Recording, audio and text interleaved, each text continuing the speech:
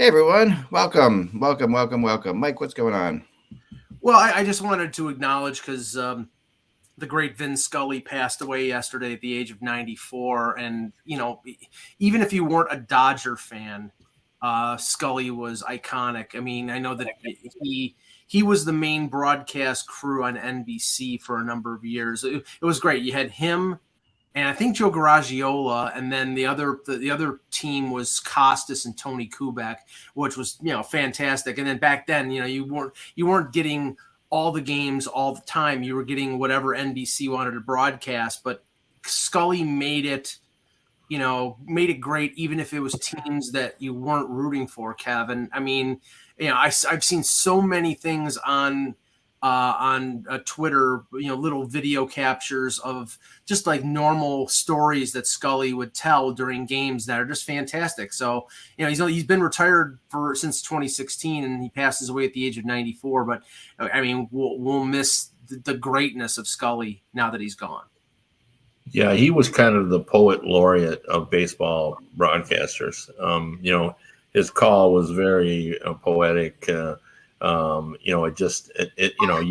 thought you were, listening to great literature, as he called the game. He just had a way about him. I mean, the closest thing we have to him was Doc Emmerich, just in terms of the uniqueness of his style and the fact that, you just like to listen to the way he, called the sights and sounds of baseball. And the one thing I always noted about him is he was not afraid of dead airspace. A lot of the modern broadcasters panic if they don't have anything to say, and then just all kinds of stuff comes out of their mouth. And he would give you 3 or 4 seconds here, not because he didn't have anything to say, because I think he always had plenty to say, but he thought that's the way baseball should be broadcasted. So you had time to sort of digest what you were seeing. And I always appreciated his style. And, when he finally gave it up, at the age of 88, he was still the best, absolutely. So, he will dearly be missed for sure. Oh, for sure. Anthony, he let things breathe. I mean, even when literally, Mike, if you could have drawn the words right out of my head, that was exactly what it was. The man knew how to baseball has to breathe. Yeah. I think a lot of sports have to breathe. Even sometimes hockey, you have to as high, high intensity as it can be.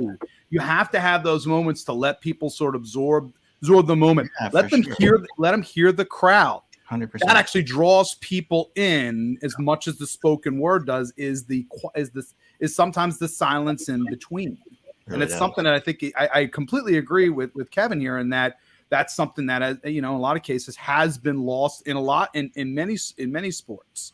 And I feel like sometimes maybe with radio you feel like you have to continue to keep things going because you don't have the visual media in front of you. But the sounds are just as important because then you can imagine it in your head, and having that feeling of imagination of seeing it in the moment, even when it's not really in front of you. That's the magic of it, and that's the magic of Vin Scully. Yeah, and baseball. It's go ahead, Ek. No, it's a really well put. That's all. Continue. No, I was just going to say that I think it's important in baseball, actually important in all sports, but especially with the advent of more sophisticated microphones. But, when I was a kid in baseball, I would always love when you heard in those moments of silence when Ernie Harwell was broadcasting Tiger games, you'd hear the vendors, hawking the programs, get your programs, that kind of thing, or hot dogs, get your hot dogs. Jack and Jacks. Yeah.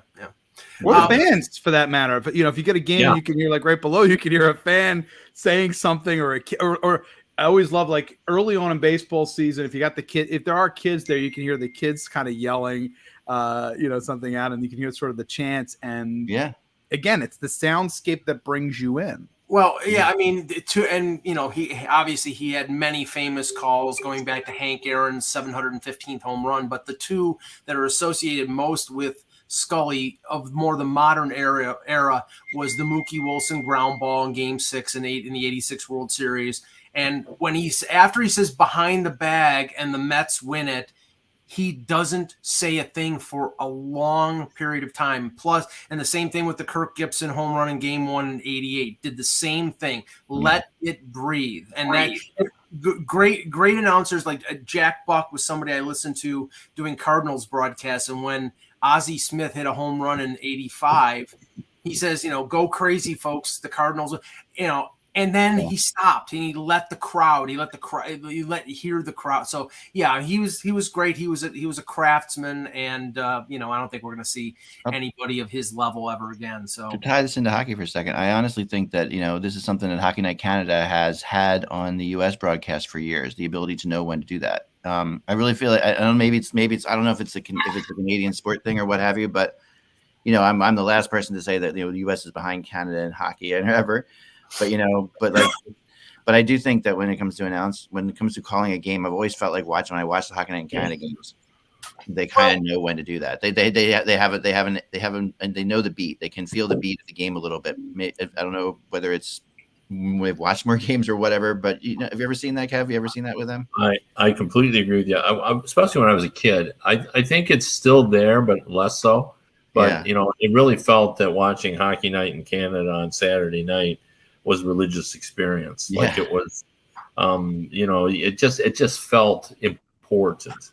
And if you remember, especially in the early years, the level of sophistication of the local broadcast wasn't anywhere near what you got. Right. And the romance of the game just really came out on Hockey Night and Hockey Night Canada broadcast. And, the Danny Gallivan and, the names were so synonymous with the sport, and even a routine game in the middle of November seemed like it was and they worked real hard. I'll give the journalists credit too. The Hodges and who's the other guy? Renault before him. He's written a lot of books. I've lost him now. I lost his name. Brian McFarland. Brian McFarland. That's it exactly. They worked hard. There was always a storyline for every game, and they worked hard to find one. And they'd come in and they'd tell you what you needed to watch. And I was always impressed by their ability to do that. And even today, I find when I watch those games that those games always seem bigger than that. And to be honest, as much as I like the ESPN crew, I think they have struggled to figure out how to do that, to raise that level to where everybody says, boy, this is a really big game. It's just in the blood of Hockey Night in Canada. It's just they can't they show up and they're 20 yards ahead of everybody when they show up. Before the game even starts. I think ESPN in its previous iteration did. I think Thorne and Clement. Yeah. I think that felt like if they were there, that was a big game. And ESPN, I think, has a ways. The current iteration has a ways to go to get that. It's not even on the announcers. I'm not even blaming it's more just the way the whole thing projects. It's even just the way it. Hockey Night Canada has the thing that they historically do where they have the big silence. Where the players come out and they don't say anything for a while and they skate around the ice. There's just that silence. Now you know what it is. It's the analysts that it's not the game guys, but it's the studio guys that ESPN have. They just talk about stuff willy-nilly that comes into their head, and they don't really have a focus for particular games for more than like a minute and a half. Yeah, they don't set up the theater. There's a theater to it all, that's the game. And that goes back to next month is the 50th anniversary of the Canada-Russia series, and they're going to have a documentary series on CBC. Yeah. You're going to hear the Foster Hewitt play-by-play of that 72 series, and you listen to him and you listen to all the announcers that came after him and the influence. I mean, you still hear that he shoots, he scores is Foster Hewitt. I mean, that came from everybody. So everything came downhill from there. So Yeah, I mean there are some good people, but it's hard to challenge the legends. I mean you can't change the fact that he was first, but I don't think that it hasn't been, as the British would say, rubbish since he. No. It's just there's and when you're first, you're first. And when you're in legendary, you're legendary. I mean, that's why Nick Lidstrom could never be as good as Bobby Orr, because Bobby Orr was first. It didn't matter. There you go. I agree. All right, let's get started here. All right.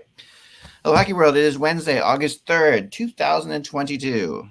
I'm Michael Agello, and I was not traded to the San Diego Padres yesterday. I'm Anthony Mangione, sitting right here in Philadelphia still. Russ Cohen from Sportsology. Kevin Allen, Hockey Buzz. And I'm Eklund, and you're watching HockeyBuzzcast on HockeyBuzz.com. So great to have everybody together today and to be with you guys.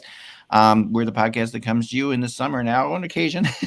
We're working it out. We're working out the date. We're working out the days. There's been a lot of scheduling stuff lately, so we appreciate you guys hanging with us. But we're going to try to get back on some sort of regular schedule. But yeah, that's always a challenge. So, but we got to start today with a couple signings, and I have a little topic I want to talk about before I got to bug out. But yeah, I do want to start today with the Andrew Mangiapane signing, which happened yesterday. You guys all know that I'm his number one fan. You're the head of the fan club. You're his godfather, aren't you? I am. I think I am. I love this guy. I think he's fantastic. And I think he's completely underappreciated. Like I've said many times. Raise your hand if you are surprised he got $5.8 million. You guys are really. I am. I wanted to resign him. I owned him in a fantasy league. Obviously, I know what he can do, but I was stunned that they gave him that amount of money. Well, it's 35 goals, Kevin. 35 goal scorer. Come on. I know, but what, 3 assists? I mean, there's more than just he played with Mike. That's what I've been saying all year. Like the guy played with no one. Now this year will be interesting because this year, he's going to obviously step up. He's, with you would think, with Gaudreau gone, he's going to get that time. He's going to move up and he's going to be interesting to watch. And we'll see what he can do. We'll see if he really has what I think he has, which is the ability to score 50. I think he's a 50 goal scorer in this league. And I think that how many goal scorer? I think he's a 50 goal scorer in this league.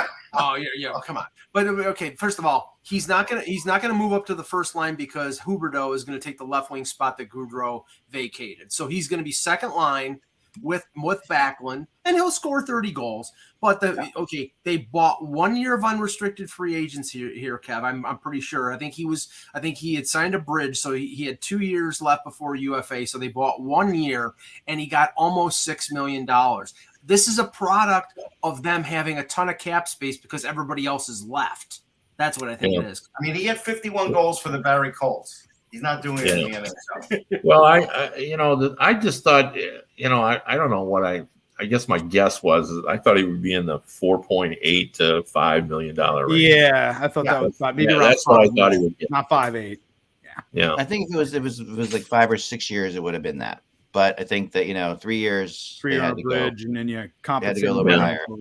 And I think also they had to do this. I mean, they lost a lot, and they have to do this. I mean, losing Tkachuk and Gaudreau, I mean, they have to do this. And I think they're not the same player, but I see him more in trying to fill some of the Matt Tkachuk role. Yeah, I do too. And he does have an honorary side. Good luck. But I'm saying it's tough. Oh yeah, but it's what they can do in the moment after they dealt Tkachuk. So yeah, I mean it is. It's going to be very hard, obviously, to fill. But he does have an ornery side to him too, and he's feisty. Yeah, I like him. And I think that we're going to see a lot more from him. I think you will see. I'm not going to say he's going to score 50 goals this year, but I think it's weird. You let us know the year that he's going to do it, because I would like him more if you haven't. I knew it. Yeah, it's like, I mean, he's a player that I like. He's a player that I would like. You're forcing poor Mike to hate him. What are you doing? Because we're talking about him like being Panarin, and he's not. He's a Toronto native, Mike. I don't care if he's from my home. From Toronto. I don't care. The great city of the greater Toronto metropolitan area. He's right there. That is where he comes from. That is where he has I don't care. I care about I care about how good the player is, Kev. And he's a good player. He really is. But Act just destroys it by saying he's like the top 10. He's going to score in the top 10. Well, even though listen, if I had said top 20, you would have laughed at me just as much. He was 15th in scoring, Mike. In goals. I know, that's what I said. In goals. Give us the floor here, please. Scoring. Even though, Mike, it is ridiculous that your analysis of the player is influenced by what Eklund thinks about it. I do understand exactly what you're saying, because, I think one of the issues I have with Mangiapane is I haven't really figured out what he really is as a player. We don't know absolutely for sure that he is a 30-plus goal scorer. It just feels yet that, we just don't know. I mean, like when Philip Forsberg started scoring 30 goals in Nashville, he had a sort of a pedigree. Everybody sort of knew he was going to score. And then he just did a thing.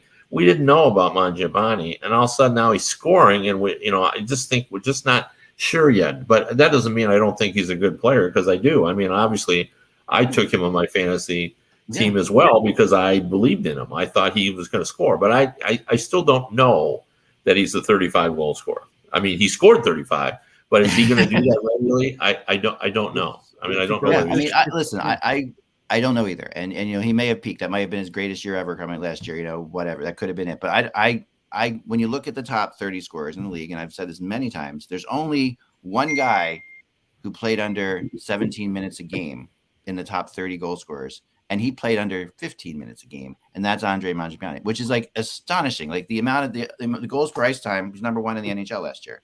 So the reality is you have to take this into account. It's pretty insane. I mean, if he can put these numbers, I mean, Sutter, I don't know if Sutter likes him or not. I mean, Sutter doesn't put him on the power play very often either. That's the other crazy thing about it. His second power play unit and that first power play unit, I watched a lot of Calgary games. That first power play unit, overstood their welcome a lot. And the second power play unit was like a 30-second power play unit quite often. So Sutter doesn't have a choice. He's got to put him on the first power play because Goudreau and Tkachuk now he does. Now he does. And now we'll see. And we will see. And that's at the end of the day, I think there's a skill set to this kid that reminds me of many other players that we've seen that are kind of underappreciated and late bloomers in the NHL. Here's the difference if you look at his numbers. So in 2019-20, he took 109 shots and he was getting 13 minutes of ice time, so he had 17 goals. Okay, your argument works there. In 2020-21, he took 91 shots. He had 18 goals, but he had over 1640 in a game. I think Calgary realized that and said, okay, that's too much ice time for him, and that's why he got 15 and scored his 35. But he scored 35 goals with 15 minutes a game. Hold on. He took 185 shots. All right. That's almost double the year before, and it's 40-something% more than the other year. If you want him to score more than 35 goals, he's going to have to shoot the puck 250 times. I don't think he'll have that many shots available. The amount of shots he took for ice time is maybe even more astonishing now that you say that, Russ, than the amount of goals he scored per ice time. It's like that. Shots. I mean, that many shots per his amount of ice time is goes square with how his numbers look, though. You're going to have that many shots on goal. You're not going to have any assists. I mean, really, our analysis also kind of fits all of our personalities. I've always from covering in the league. You might be right. I always need. I'm from Missouri. You got to show me. Like, you got to give me a little bit of history. Russ believes he can look at him and kind of know what he's going to be. I just have never felt that. I just need a little bit more. Now, I like him, and I liked him enough where I saw that year that he scored 18, and I saw a couple of games, and I thought, boy, he actually can. He's a goal scorer. But I just need to see a little more. That's all I'm saying. Maybe he is that guy, but I don't think we know. Kevin, you need an adequate sample size, and he hasn't reached it yet for you. Yeah, I mean, Russ could be right. If I don't even have a sense of how Russ feels about him, but if Russ may say I don't like him, then he could end up being right.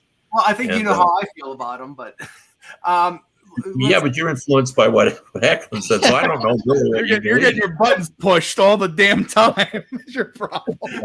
Yeah. Now, the other signing today, and this is. I'm going to be critical of the Devils here. Now, they avoided arbitration on Jesper Bratt, contract 1 year at a little under $5.5 million.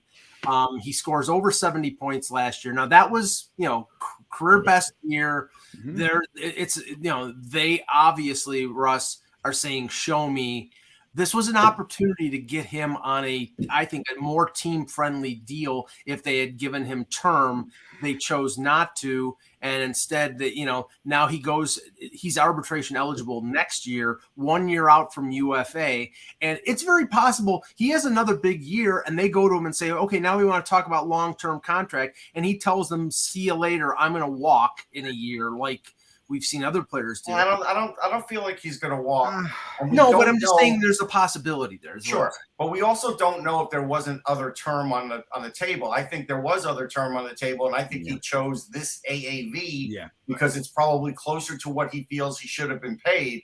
I think the shortcoming of the Devils in this instance is next year, this upcoming year, I think he'll have around 60, 65 points, and they're going to end up paying him $6.5 million for like 7 years or something close to that, and they will lose money in the end result. They're making a small short-term gain, but in the bigger picture, they're going to still pay more than they want to.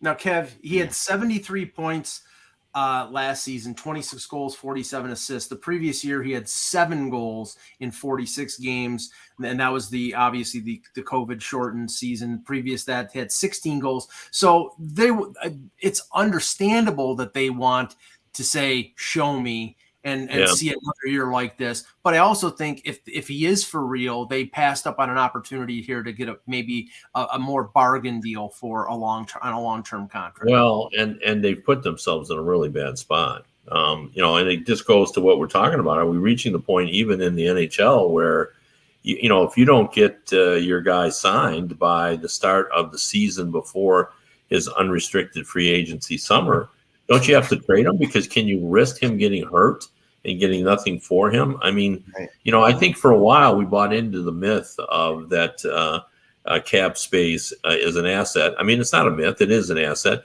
But it doesn't matter if you can't utilize that cap space to get a player as good as the one you're losing. Like Calgary, even though they didn't give Gaudreau $10 million, can they really attract a $10 million player to Calgary? I think the answer is probably no.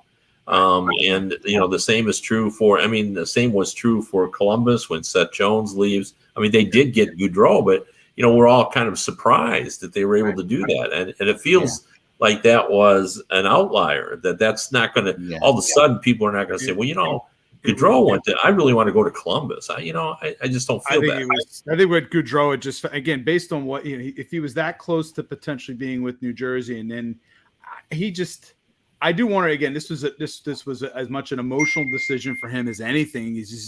He knew, growing up in around the Philadelphia area and being a Philadelphia Flyers fan, the idea of sort of being and growing up and knowing how heated a rivalry the Flyers and Devils had, that was the alternative. That was the alternative. I was told that mattered, Anthony. I was. I have no doubt that mattered to him. I think he really did I think he wanted to go to Philadelphia, but Philadelphia just couldn't make it happen. Johnny Gaudreau beach house is like just a couple miles from where I am down there, and he's down there all the time. And he's it's like, and he's in Avalon, which is like it's like the next town down, and he talked about it all the time. He's got so many friends that go to the beach. He has a huge amount of friends from South Jersey still, right? And I think they're all Flyers fans. And I think playing for the Devils, I just think couldn't settle with him in his head. I think emotion definitely played a part of it. And again, that they were able to offer him even if the Devils offer was better, was a little better. Yeah. Columbus may have I do want to say, I think this situation is different because A, he does have another year of RFA, and B, they really do like the player. I just think the Devils just didn't feel like so too. They didn't align with the deal that neither side aligned. But I don't think this is a situation where they don't believe in him or think that, he's mad or something. I don't think anything but like they need a little more. They need before they commit at the number that he's looking for.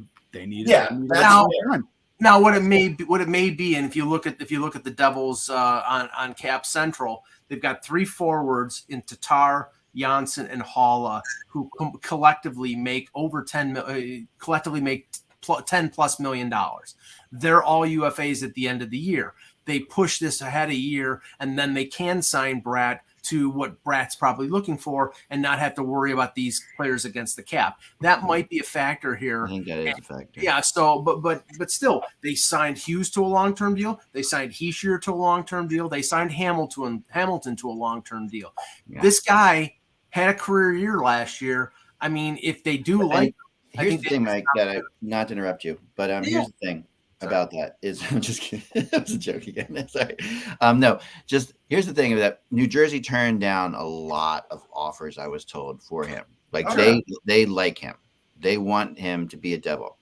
They could have traded him over and over and over again. He was a player that they were getting constantly asked about, because of this contract situation, because of where things were, because of his talent level. So they really did not trade him when they could have traded him many, many times over. So that tells me that I don't know that they're happy with where they are now with this thing. Like you said, Kevin, it really puts them in a spot. But they definitely like him. There's no question about it. They want him to stay there. They believe in him, and they're letting him know that. So I don't know, a 1-year deal with arbitration. This gives him a chance to really kick it out of the park. Maybe I mean, he could have it's almost as if, and we're seeing this in other sports as well, but athletes are starting to recognize that the hammer of pending free agency is a lot larger than they've treated it.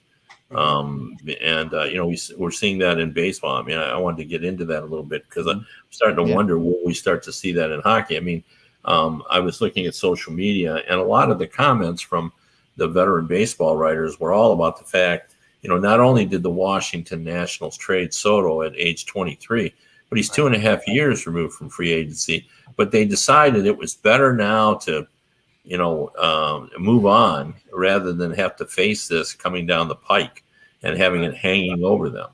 I wonder if we're going to get that way with hockey. I mean, I'm starting to believe that we're going to start seeing teams that will move free agents the summer before. I think we already did to an extent, Kev, with the Tkachuk situation because, he only had a year. Most of the time, teams would have held on to him until the deadline. Calgary was proactive, knowing they couldn't sign him, and they needed to get the most value now, especially after losing Goudreau. It's similar. I mean, Soto is 23, Tkachuk I think is 24, and and San Diego can hold on to him for 3 pennant runs, whereas Tkachuk is only 1. But I think the feeling there is similar in the sense that they needed to move him because they knew it was a depreciating asset. The closer you got to him being a free agent and the possibility of him getting hurt, the more the chance that they're going to lose something. I think the injury factor was the overwhelming one because if they get hurt, then it's no value. Right. That's a huge thing. Yeah, that's huge. Yeah, I agree with you. I think we should take Kevin. I really do. And I think is more than ever we are seeing UFAs leaving. Like there were many years where the Stamkoses of the world didn't leave, right? Yeah. Where they didn't. But now starting with I think Tavares was the first one that really left. Like the first one that was he was a first overall pick. He was a star. He left. Tavares. Mm-hmm. That was the first player we saw do that.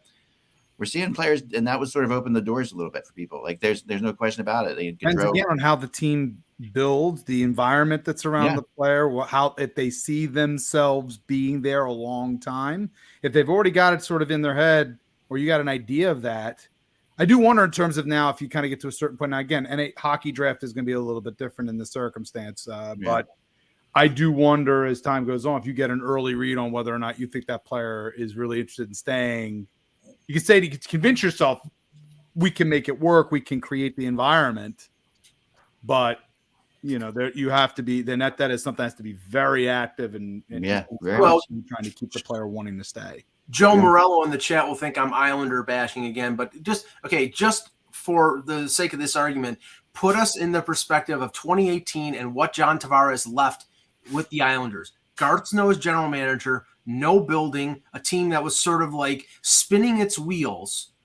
Only at the 11th hour did they bring in Lou Lamoriello, who sort of got them in line, but it was too late, and he decided, I'm going to go and play for my hometown team. If things line up, what's that? I think that was the plan, even without that. I think Tavares is going home. I think he's going home no matter what. I really do. Just from talking to friends of his and people that I know up in Toronto, I know. I feel like he was going home no matter what. And I heard it like 3 years before that even happened, that he was going home no matter what. So, well, I mean, all I can say is, I mean, is there the possibility, like, you know, obviously right now, Kev, everybody in Toronto is concerned in the wake of what happened with Kachuk. They're concerned of next summer what's going to happen with Austin Matthews.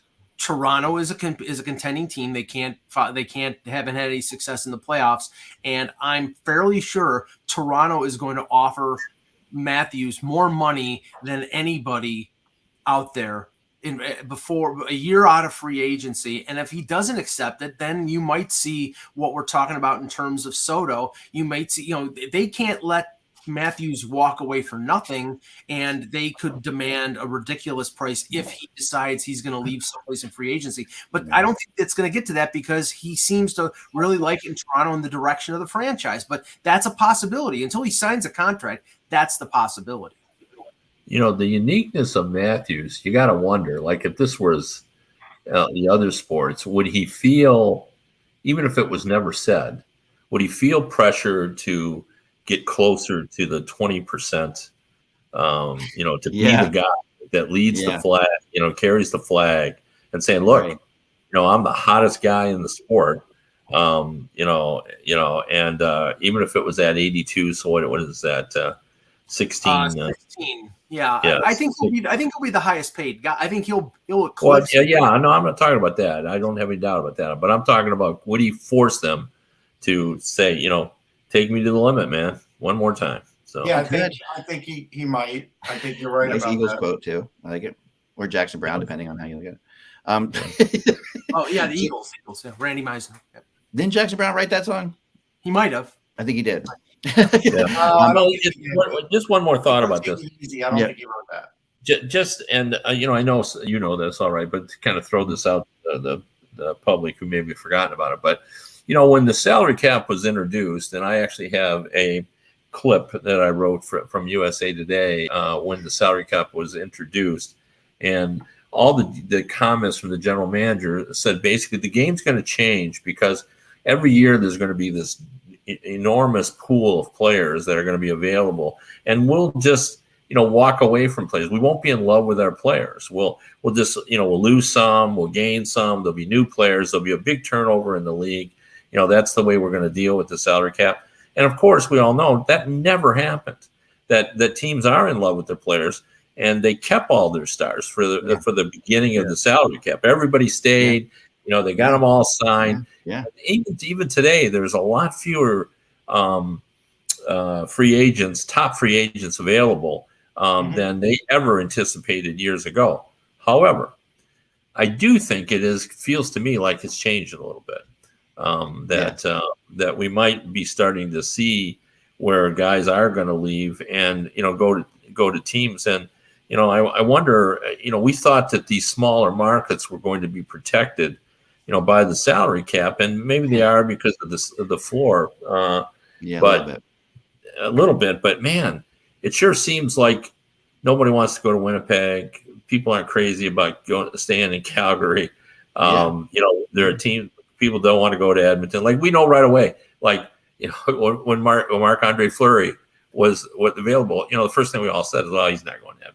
But it's like that in every league. There's teams like that in every. Yeah, well, that's true. But I think we thought, because of the cap and the way that it works, that teams would be, you know, get that. I remember there's actually, I can't remember who it was from, but in my story, one of the people saying, well, you know, look, you know, maybe you won't get the number one goalie, but, you know, you'll get the, you know, the ninth goalie, and you'll get them for a cheaper price. But, you know, it really doesn't work like that either. So, you know, it really does. I got a great transition from this because of what we were talking about. So, by the way, "Take It Easy" was written by Jackson Brown. That's what I was thinking of.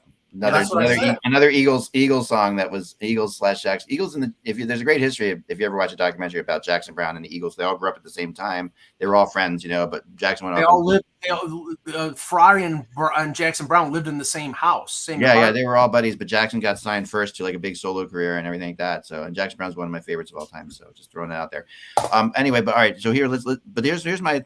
I wrote an article yesterday that got a lot of juice throughout the internet. I wanted to talk to you guys about it. And the gist of the article was and I only have 10 minutes to do so. But the article was this: that who's better right now, the Edmonton Oilers or the Toronto Maple Leafs? And I knew this would be like throwing gasoline into a fire in this podcast. So I don't want to go completely onto that track. I want to do a smaller subtopic within there for now, because we can talk about that. Because we know the Leafs are better. We can talk about that later for sure. But my question is this: who would you rather have? Would you make this trade? Would you trade McDavid, Draisaitl, and Evander Kane for Matthews, Marner, and Tavares? Well, Tavares is not on the line; it's bunting. But no, not the line. I'm not talking about line. I'm just talking about three players, three forwards for three forwards. Who would you rather have? Would you make that trade on either side, Kevin? Where would you go with it? I wouldn't make it if I was Edmonton. You would not do it. You wouldn't move. I would keep McDavid and Draisaitl. Yeah. Yep. Over like Matthews, Marner, and I wouldn't make the trade either if I were. If I could make the trade without Evander Kane, I would do that. But if you're including him, I wouldn't want Evander Kane on my team. So I would take. What if we threw Nylander in? What if we went 4 for 3? No. I mean, right? I don't want Evander Kane on my team. Think about that. So the Oilers. We'll just get Marner, Matthews. I don't think I'd still do it because the Maple Leafs have that foursome. Right. And they're not, they're not. They haven't come close to winning the Stanley Cup. So, but to be fair, and as I wrote in the blog yesterday, like I still, when I went through the whole process, I still thought Toronto was the better of the two teams slightly. But I do think that, and the biggest reason is this: that basically, if you put Toronto into that conference and they play LA and Calgary in the first 2 rounds, Toronto takes apart LA and Calgary in my opinion, in the first 2 rounds of the playoffs in the West. Yeah. But don't you have to factor in that you have to consider what could be, and the Oilers have 2 of the top 5 players in the game, and Toronto only has 1 of those players.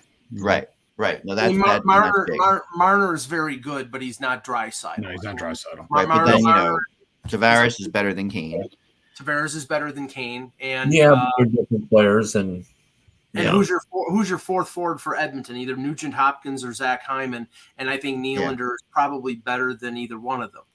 Yeah, not as consistent, because Hyman and Nugent Hopkins night in, night out are probably more consistent players, but Nylander, in terms of top end talent, can blow either one of them away. The annoying thing is that then he doesn't show up for 20 games. So, right, so he doesn't show up, and that is a major factor, of course. So it is. I mean, I think that so then looking at their off seasons and trying to figure out who is better. Who's going to be better? It was an interesting little experiment to see where they are, because I don't think they're done yet. I don't think either team is done yet either. So I was just bringing up my blog here and bringing up some of my points that I came up with. But looking at them not being done completely, I don't think they are. You have to like what Edmonton did a little bit more than what Toronto did, in my opinion. I don't want to eat up the last 10 minutes of the show, so I'll withhold my comment, because you know how much I disagree with it. Keep his powder dry.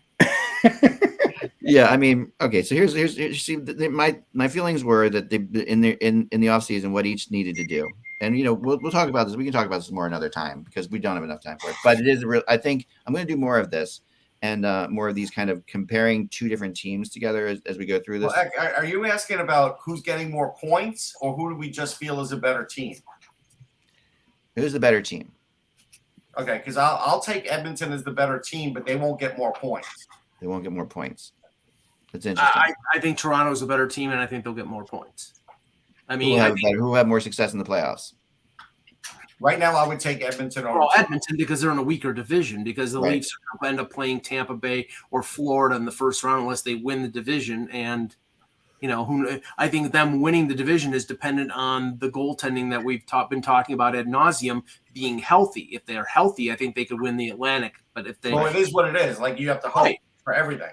Right. Who do you think is the better team right now, Toronto or Edmonton?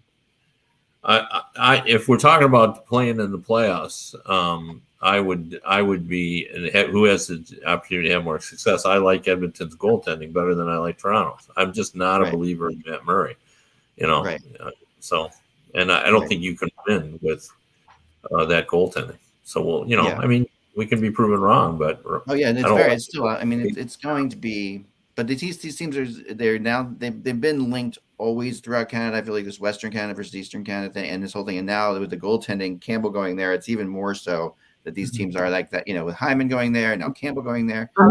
For me, I would also say Edmonton, because I think I certainly like their full the balance of their forward group, maybe just a little bit more there. I mean, they have obviously two tremendous players in both McDavid Right.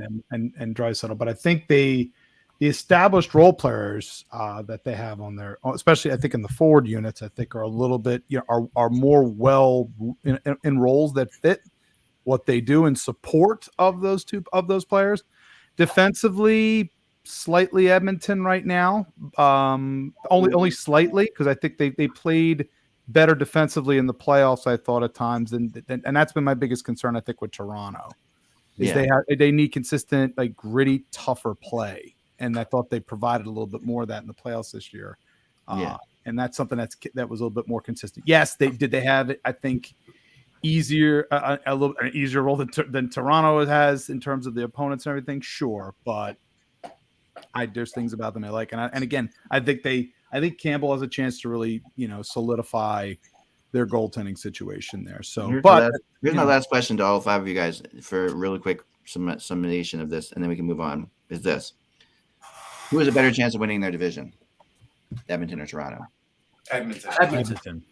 Yeah, It's a weaker division. Right, it's a weaker division. I'm not saying, but Edmonton did enough to win their division. And that gives them a chance to have home, and again, it gives them a chance to have home ice, and that gives them a chance to set, to obviously dictate matchups in the most critical games. Yeah. I mean, I think that the funny thing with Toronto, I actually think Sam Stone was going to turn out to be a real power thing, a real. Like, I think that's again, they're kind of taking out two lottery tickets there. Mike has shut himself up again. I have to go, but guys, continue on this show. Thank you very much. We will talk to you all soon. I appreciate it, everybody. I appreciate you guys out there. Thanks very much. Talk to you all soon.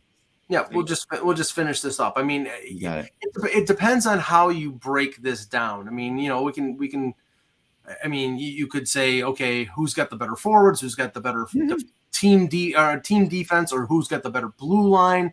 The goaltending, obviously, special teams. I mean, it depends on how you want to sort of just dissect it. Well, why don't we say they matched up in the series? Who would you take? Again, you get to the Stanley Cup Finals. Who's the team that comes out on top with the cup?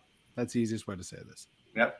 Yeah, I would take Edmonton over. I would too, just because right now I don't trust their goaltending, but a lot could happen before, And with me, it's not the goaltending; it's the fact that the Leafs, this core group, and this is something I've beaten to death, but I'll keep doing it because until they prove me wrong, it's true. This core group has not proven that they can win. And, when you're spending $40 million on four players and close to $50 million and over 50% of your cap on your top five players, and you haven't won a first round series in the 6 years that this group has been together, then you have to question whether the chemistry of this group is good enough. And I mean, the talent is, but whether the chemistry works, whether the combination works. And that's where, Edmonton, for, all my criticism, they did beat LA in a game 7. They wiped the floor with Calgary, and then they got their ass kicked by Colorado. But they still had an excellent playoff, Kev. And that's where Toronto, I don't care who they come up against. I know they're coming up against Tampa or Florida. They've got to find a way to win. And if they can't find a way to win, then they're not a successful franchise. Yeah, I don't disagree with that. I mean, they have to do that. But the only difference between me and you is, I've seen teams that just didn't have it together, and then suddenly until they did, and they've, kind of figured it out. And, I mean, we looked at the Tampa Bay thing. People said, well, they added a couple of guys, but two guys, as much as we want to believe that they can make a major difference, I'm sure they did a little bit, but it was the Lightning kind of figured it out and started playing a different style. I mean, it occurred to me when I was listening to Lalonde in Detroit, and he talked about that, and he basically said that they had a discussion on where they were and how they had to play, and suddenly everybody came back and they were able to do it. And I think the same could be said of Toronto. Yeah, they haven't done it, and something's wrong there, and they got to figure it out. But it doesn't mean they couldn't pull it together. Russ, I mean, it was not only Goudreau and Coleman and Bogosian being added. It was everybody growing up another year and having, that scar tissue and the putting forth more effort than they had done the previous years. And maybe Toronto, it's a similar situation. But maybe. I do have some breaking news that I think is actually more relevant. So the NHL put out their preseason schedule, but there's some things built into this preseason schedule that I do think affect the Arizona Coyotes situation. So, there is a game, St. Louis versus Arizona. That one's in Wichita, Kansas, at Intrust Bank Arena. That seems a little unusual that all of a sudden they're going to test a market like Kansas. Then you have a game. Now, Anaheim versus Arizona, I get it. It's in Tucson. Like, that one makes sense. They have no place to play. Fine. That's their minor league, the Tucson route. So, Arizona versus Dallas, Tulsa, Oklahoma. San Jose versus LA. This is in Ontario, California. I get that one. That's where the Rain play. That's fine. Right. Toronto versus Ottawa. They're playing in Belleville. I think that's for Ottawa's sake. Yes. And they do have one game in Berlin and one game in Abbotsford. But I think the Oklahoma and Kansas ones are very interesting because why there? Is Dallas playing in those games in Oklahoma? No, it's in Oklahoma. Wait, hold on. In Oklahoma, I got to find it again now. Dallas, their minor league team. Yes, Arizona versus Dallas is in Oklahoma. Yeah, I'm pretty sure Dallas plays there regularly. No, their minor league team is in Austin. No, I'm not talking about their minor league team. I think they play preseason games. That one makes sense. Yeah. So then Kansas. Kansas, I don't have any. Yeah, Kansas, that makes no sense. So is that now an arena that if all of a sudden they start doing well, is this like a new potential market? I don't know. Again, that arena has been open for quite some time. I know, but they're testing it now. That's the interesting thing. They've had games there. Not an NHL game. It's not Wichita. It was Kansas City. It was Kansas City too. This is Wichita. Well, Wichita we're talking about here for the preseason. Wichita. Yeah, so I mean, it's not like they're playing in Kansas City or Houston, where that'd be a different story. I don't take much out of that. Then if it's in Wichita, if it's not Kansas City, which actually has, it's a ready built arena, but it has been around for a little. It's been around for a while now. So yeah, I don't smell anything there, Russ. Well, they're okay. The thing is, and I might be wrong, Russ. Didn't they say that building, the Arizona State, the refurbished Arizona State University, was not going to be ready until like November? So that Arizona is going to have to play like the first 15 or 16 games away from home. They're going to have to play a bunch away from home. But here, hold on. So this place in Wichita has 16,300 seats. I do think there's something to this. Well, it's not a little place. Well, no, but I mean, all of a sudden you think they're going to pick up stakes and move to Wichita? I think they're looking at Wichita. Like, we may not have been looking at Wichita, but again, if Houston's not available and this place does pull in a crowd for an NHL game, I can't tell you it's impossible. They're not moving the Arizona Coyotes to Wichita. Yeah, but here's what we haven't heard nothing, Kev, nothing from the city of Tempe, other than we think things sound right, but we're not ready to commit to a new build. I mean, right now everything is in a state of limbo, and they're gonna start one season with a 4,000 seat arena. I don't care how much they pump this up. It's a minor league in terms of seating capacity. It's a minor league arena, less than most AHL arenas. Yeah, no, it's really stunning how we've gotten to this point. When you look at, the hoops that Gary Bettman, the commissioner, generally creates, minimum standards for expansion teams and so forth, that he would allow this to happen. And he, it just shows you how committed they've been to trying to keep the Coyotes in Arizona. Like, they're just over the top trying to keep it there. And I understand that. Because it closes off that California corridor nicely. You've got Vegas and the California teams, and Arizona, all in that one corner of the world.